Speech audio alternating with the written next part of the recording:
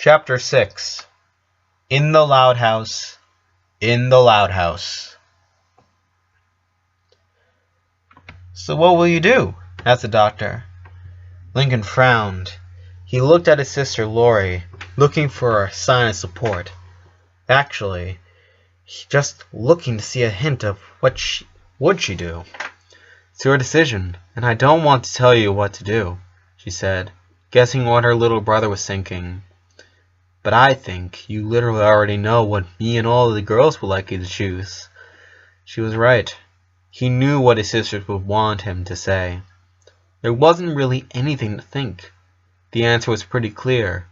The problem, maybe, was that he had already imagined his last days, and this was changing the picture he had in his mind. He didn't know yet if it was a change for good or if it make everything harder for him. He looked at Lori once again and softly nodded. She smiled at him. "I'll call Mom and Dad and tell them to come here as soon as possible," Lori told the doctor, who then exited the room. Lori noticed that Lincoln seemed a little nervous, so she got closer and hugged him, stroking his hair. She kissed his forehead and rested her cheek on his head. "It's gonna be okay," she assured him, almost in a whisper. Lincoln never rejected a hug from his sisters, even if he would have pretended that he was a little too old for that, and it came from one of his older sisters. But right then, in that moment, he didn't need to, and didn't want to pretend anything. He enjoyed the hug, losing himself in his sister's warmth. They spent the whole night together. They talked for hours about mundane stuff, reminiscing old anecdotes. Eventually they talked about the present and the immediate future as well, and even though they both cried once again, Lincoln was profoundly grateful with his sister for being there for him, for keeping him company, letting their mother rest.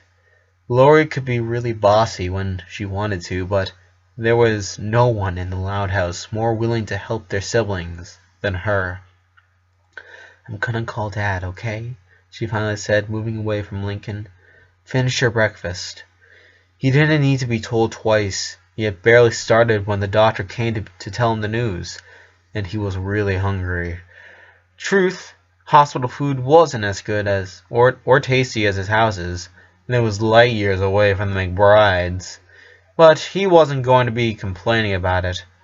While Lori was waiting for her father to pick up the phone, Lincoln started thinking about Clyde. He would have to tell him after all, sooner or later. Maybe the new way the events were unfolding could make it easier. "Hi, Dad," Lori speaking, while he continued to have breakfast. "Yeah, he's fine. Listen, the doctor came a few minutes ago and... No, he's fine, really. May I finish?" Lincoln chuckled a little at the thought of his father panicking so bad to not let Lori speak. Then he thought that he had every reason to be worried, and his laugh died in his throat. He said Lincoln's stable. He doesn't need any special care, and since there's no treatment, it's only a matter of waiting," said Lori, trying hard to keep herself together and not start crying over the phone. "He can stay in the hospital so they can keep him controlled as long as he needs. But the doctor in charge of his case wants to give him the medical release." No, I literally just told you. He doesn't need any medicine. No. As long as he doesn't do much effort and rests, he should be fine. Until, you know. Lincoln quickly finished his breakfast, while Lori filled her father in all the details of what the doctor had told him. Apparently, Lincoln's condition wouldn't be getting slowly worse over time until it killed him, as they first thought it would. He would actually live his last weeks pretty normally, until one day his heart would suddenly stop functioning, and then he'd die.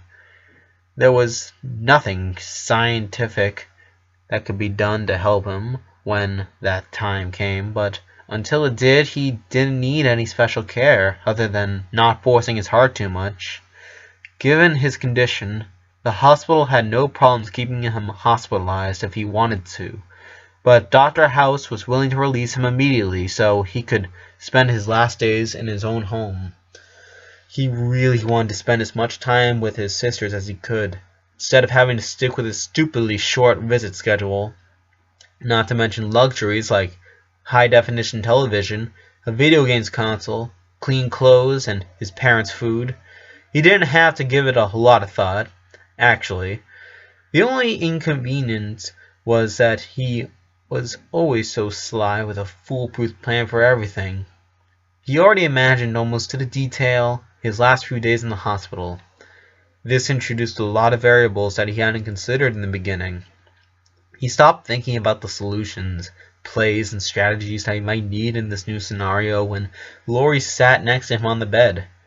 "Dad's got to finish a small report on something, and then he'll take a break to get here, sign the papers, and get you home," she told him, taking his hand in her own and cleaning some crumbs that he had on his lips. "Can't you sign for him?" asked Lincoln. "I'm not your mom, nor your legal guardian, twerp," she answered with a little smile. "I'm not even 18 yet." Lincoln finished his orange juice and looked at his sister. "How long will it take Dad to get here?" "I don't know. He said about noon." He nodded. He pondered a little about how coming back home was going to feel like, now that it was all getting so different. "Hey," Lori called, catching his lost gaze. "Lincoln, don't think so much." He couldn't hold back a smile. His sister was too good reading him. She always knew what was going on inside his head. "It won't be easy, right? I mean, these days and home?" asked Lincoln, feeling her sister tighten her grip on his hand. "No, Lincoln, it won't be easy for anyone. But at least I'll have you guys, right? Always," she said with tears in her eyes. The two siblings bonded in a new hug, one that didn't end well, until well into the morning. A little before noon, Mr. Loud arrived to the Royal Woods General Hospital. After dealing with a little bureaucracy and having an informative chat with the doctor, they were ready to leave the hospital. Lincoln finally could dress himself with his jeans and his classic orange polo shirt. He walked between his father and his sister, who was holding his hand. He couldn't avoid feeling like a little boy, but suddenly he stopped caring about what other people might say. When they finally reached the reception, they met some of the nurses that had taken care of him for the last 2 days. They hugged him goodbye and gave him the biggest smile he managed to have. He felt a little sad for not bidding goodbye to Adrian, whom he hadn't seen since the night before. He really enjoyed his conversation with him. They were about to leave the building when he felt the need to look back.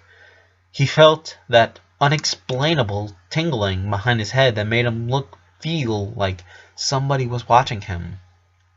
He looked around until he finally saw him, resting against the first floor's railing. A tall man, wearing jeans and a suit, with a cane on his hands. Lincoln wasn't really sure about what emotion that doctor made him feel the most. But given the circumstances, he decided that the best thing to do was just bury the little resentment he had about him. After all, he had played his part to take him out on this negation phase of him. From the distance, he raised his free hand to salute him. The doctor nodded, the only signal he gave about having seen him. They soon got into the van. Mr. Lau drove all the way to his work, to which he had to go back for the rest of the day. He then told them to take care, saying goodbye to his children and asking Lord to drive safe. The two siblings, the oldest and the middle one, arrived to their house in a few minutes. They parked and Lincoln got out just like he always did. He walked to the entry, just like he always did. He climbed the stoop, like he always did. Then he stopped in front of the door. He didn't dare to move the knob. Instead, he immediately started noticing all the small things, all the details, the discolored wood planks, the recently replaced windows, the mud stains on the welcome rug. This wasn't like every other time. His house was suddenly more than just a house. It was the only place he would ever call home. He realized that he would never move. He wouldn't rent an apartment. He would never buy a house. A hand on his shoulder shook him out of those thoughts. He looked up and saw Lori, looking at him with a sad smile. "Let's go inside, Lincoln." As soon as they opened the door, Lincoln was greeted by 4 anxious pets. While Charles and Geo were walking between his legs, threatening to knock him down, Walt was resting on his shoulders, gently pecking his cheek. Even Cliff, that usually hated being close to the kid, was right next to him, purring. "Hey guys, I miss you too," he said, kneeling down so he could pet them. Usually only Charles was that affectionate. Walt spent most of his time inside his cage, safe from the loud chaos, and Geo was pretty much independent, barely bothering himself to be near his owners so they could feed him, and Cliff really only seemed to be comfortable with Lucy. "Lincoln, I think I should probably go and pick the girls up from school. Do you want to come?" asked Lori, looking at the time. "I'd rather stay," said Lincoln, a little insecure. I mean, I don't want them to make a scene outside school when they see me." "You're right," admitted Lori. "Still, I don't really feel like leaving you home alone." Lincoln stepped away from his pets and got closer to Lori. "I'll be fine. I just need some time alone. Just a little," he said, looking away. Lori watched him in silence for a few seconds, trying to read him. "Alright, I'll tell them that you're home so it won't be a surprise. And I'll try to maybe calm them so they won't hurt you with their hugs when they're here." "Thanks, Lori. But keep your phone on. And if anything happens, you can call me. You understand?" she said, with her classic stern tone, letting it clear that there was no chance to refuse what she said. "Understood." They hugged one more time and Lincoln exited the house, leaving Lincoln alone. He stood in the living room, noticing the silence he was in. Clearly it wasn't the first time he was home alone. A lot of time, all his sisters had things to do, and he took full advantage of the peaceful and quiet house, reading comics in his undies on the couch without bothering anyone, playing video games all he wanted, or making the windows tremble at the rhythm of smooch. Those little peaceful moments were always received as a sip of water on the dessert. That time, though, Lincoln couldn't help but feel depressed. The loud house, without all the noise and turmoil, it wasn't the loud house. That's who they were. And even with all the fights and complaining, they all loved their family. They loved who they were. Every sibling provided his or her little share of chaos, which they couldn't really live without.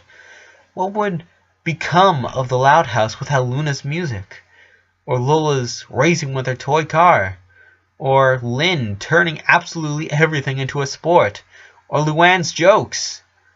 It simply wouldn't be the loud house, the one he was used to. And how would the house change? How would it be when he was gone? What did he really contribute? How would the house dynamic change? He had no special talent. There was nothing where he had the spotlight, no distinguishing trait that had any real impact on the daily house routine whatsoever. He knew his sisters loved him and that they would be devastated when he died. The days after his death would probably be sad and silent. An aura of sadness and anguish would surround the building, but for how long? Eventually they stopped feeling that way. At some point they move on, they would go back to their routine. He didn't doubt that every once in a while they would find themselves reminiscing about him, especially on holidays or his birthday. He wanted to believe that deep down they would never be the same. He was sure that they couldn't be the same if something ever happened to one of his sisters. But truth be told, he was convinced that his absence wouldn't really change the house dynamics at all. He mentally slapped himself. he went to the kitchen and served some orange juice, trying to get away from those awful thoughts. Those were some dangerously arrogant thoughts. Why should he ever wish to things who were different for his sisters? A good brother should be asking otherwise. A good brother would want his sisters to be happy, to overcome their loss and move on with their lives. Lincoln wanted to feel that. He wanted an altruistic sentiment to be born from deep inside his heart. But in reality, the only thing he could think of was the fact that he wanted his life to leave a print on everyone else's. The image of Adrian quickly came to his mind. He remembered the boy's fears that no one would remember him other than his mother. He also remembered when they talked about his travels around the world, his experience in Egypt, visiting the pyramids in particular. Pyramids! Really, Lincoln didn't quite understand what people saw in them that were so cool. They were just some pyramidal buildings. The base was wider than the top. That was it. Lisa had explained to him that great cultures around the world had built pyramids because its tectonicity made it simply the easiest way to build a big structure. It didn't require any columns or arcs. Yes, it was a mystery how they moved all the big stone blocks, but honestly, Lincoln always thought pyramids were overrated. At least that's what he thought before speaking with Adrian. And the French boy had given him a new perspective. What was amazing about pyramids wasn't its shape. It wasn't even the mystery of its construction. What made the pyramids so memorable was the fact that they had survived for thousands of years. They had resisted the unforgiving weather. Governments, civilizations, wars, pyramids had resisted them all. They were permanent reminders of a time before, the legacy of an entire civilization. They were gigantic monuments dedicated to the pharaohs. Thousands of years after they died, people around the world remembered them thanks to their monuments. What monuments was Lincoln going to have? Some desperate knocks on the front door distracted Lincoln. He barely made 2 steps out of the kitchen when they knocked again. Lincoln couldn't help but feel a little scared. Who could it be? "Who's there?" standing behind the door. "Babe, is it you?" Lincoln sighed with a mixture of relief and annoyance. He opened the door. The new arrival almost fell upon him, a consequence of literally being leaned against the wooden door like he was trying to phase through it. "Hi, Bobby," Lincoln welcomed him. "Hey, little loud," said the teenager, looking surprised and seeing him there, before giving him an awkward hug. "Thank God you're okay." "I beg your pardon?" Lincoln said, separating from the sudden and strange hug his sister's boyfriend had just given him. "Lori hasn't answered my calls or texted me in 27 hours, he explained, terrified, like he was speaking about his worst nightmare. "She never does that, and she didn't went to go to school today or yesterday, and I thought maybe something happened to you, dude. I skipped last period to get here." "Oh," said Lincoln, understanding now. "Sorry, she stayed in the hospital last night taking care of me. She didn't have internet there, and I think she silenced her phone. She didn't want to get distracted. That's why she didn't go to school today. Sorry." No, don't apologize, dude. I was just worried. But hey, you're out of the hospital now. That's great. What'd you have anyway? Lori told me you had an accident with your sister Lynn, but you don't seem to have any cast or anything." That surprised Lincoln. Lori didn't tell Bobby anything, right? He knew that she wasn't texting with him since last night with all the internet stuff, and because she had been busy taking care of him, but she had found out about his condition in the morning. She had all afternoon to tell Bobby. Evidently, she hadn't. But Bobby deserved to know. He was a part of the family, technically. And Lincoln needed to start practicing giving the news, for he would soon enough find himself having to do it not only to his friends, but his own sisters as well. He needed to find a better way to approach the matter. "It's a long story. Want to sit on the couch?" he offered.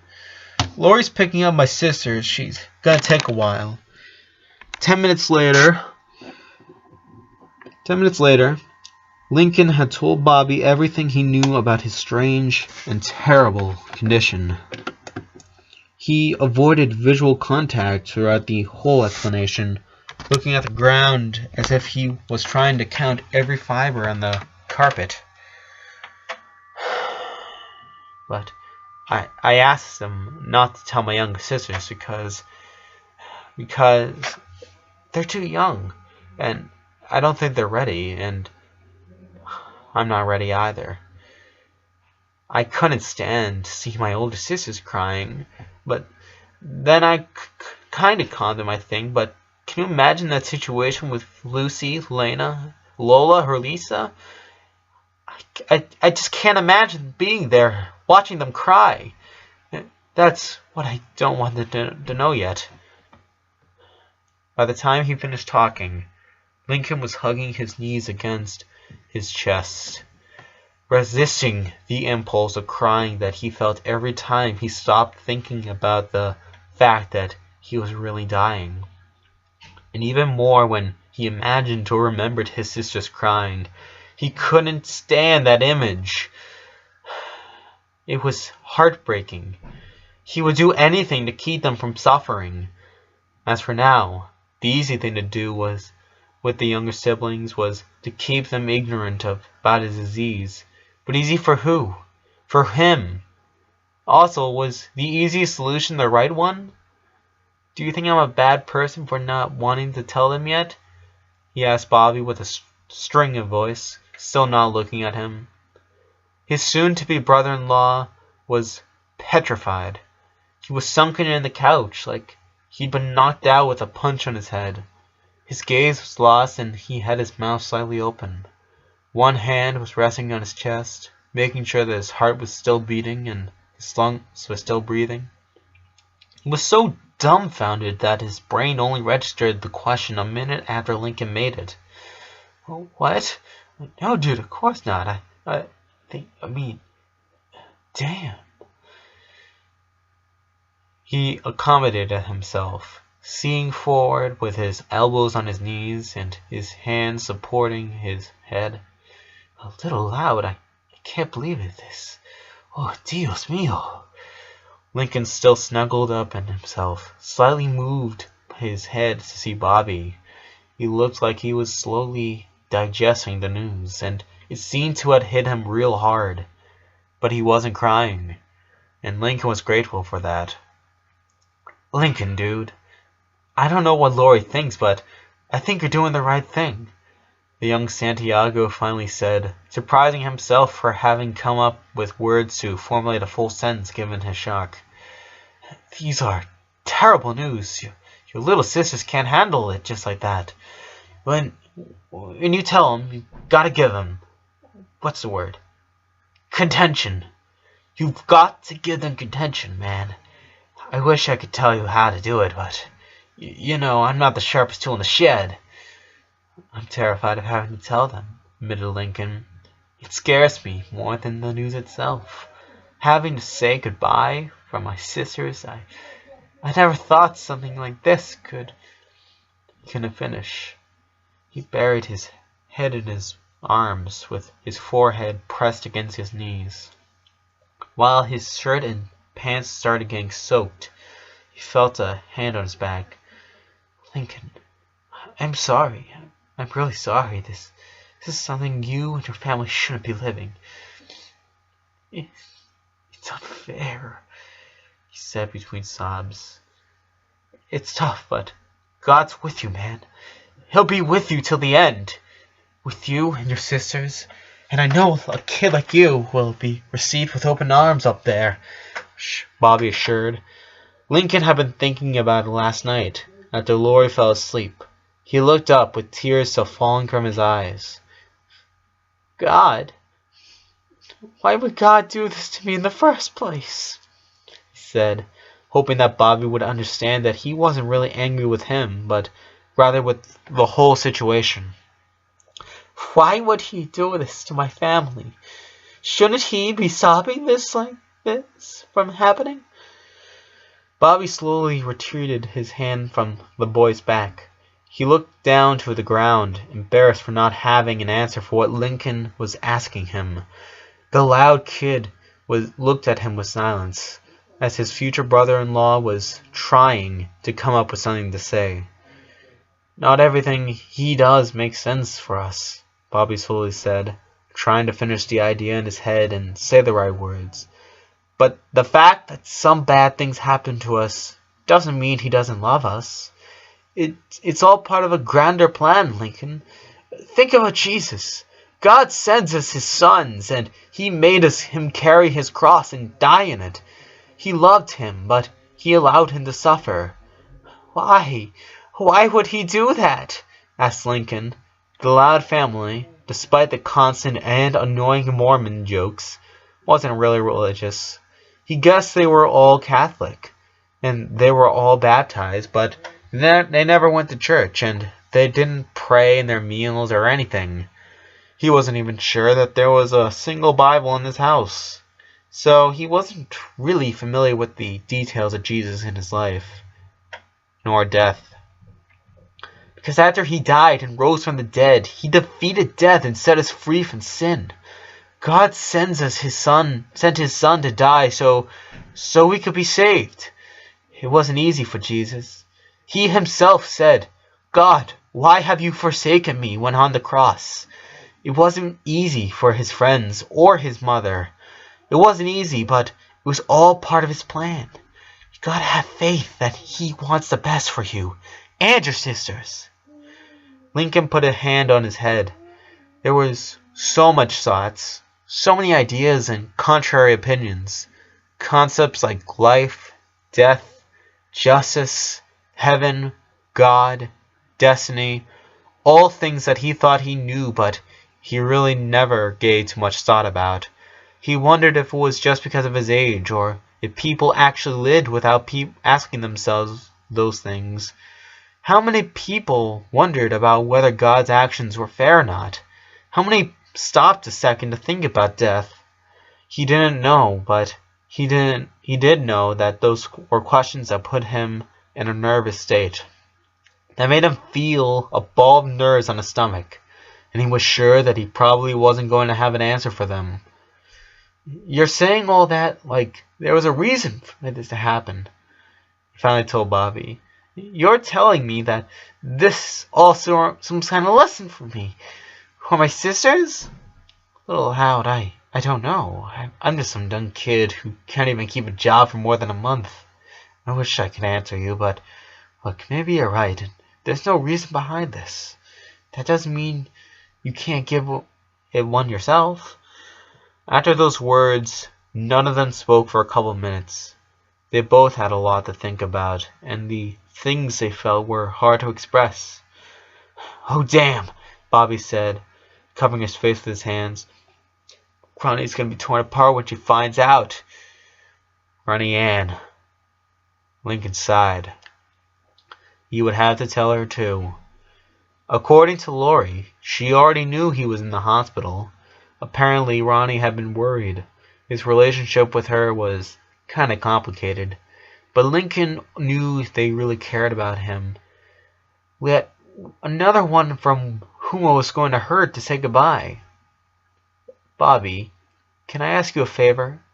The Santiago boy turned to look at him. "Of course, Lincoln. Whatever you want." "Could you not tell Ronnie Ann that I'm gonna die?" "I'll tell her tomorrow, but I'd rather, I don't know." "Tell her yourself?" Bobby helped him finish. "Yeah, I don't know. Maybe it sounds silly." No, it's alright.